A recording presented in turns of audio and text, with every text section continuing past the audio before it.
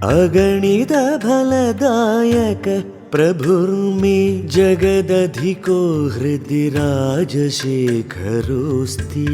വായിൽ കവിൾ കൊണ്ട് കൊണ്ടുവന്നിട്ടുള്ള വെള്ളം കടിച്ച് രുചി നോക്കി പ്രസന്നമൂർത്തിയായ ഭഗവാൻ എന്റെ ഹൃദയത്തിൽ വസിക്കണേ എന്ന ഭക്തന്റെ പ്രാർത്ഥനയെക്കുറിച്ച് പ്രതിപാദിക്കുന്ന ശിവാനന്ദ ലഹരിയിലെ 70-ാം ശ്ലോകത്തെ വിശകലനം ചെയ്യുന്നു സ്വാമി ചിദാനന്ദപുരി.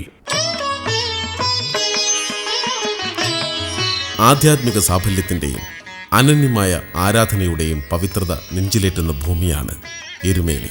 മറവപ്പടയെ തുരത്താൻ അയ്യപ്പന്റെ നേതൃത്വത്തിൽ പുറപ്പെട്ട സൈന്യത്തിന്റെ ജയഭേര് മുഴക്കിയുള്ള യാത്രയുടെ ഓർമ്മയാണ് പിന്നീട് പേട്ടതുള്ളൽ എന്ന ചടങ്ങായി മാറിയതത്രേ.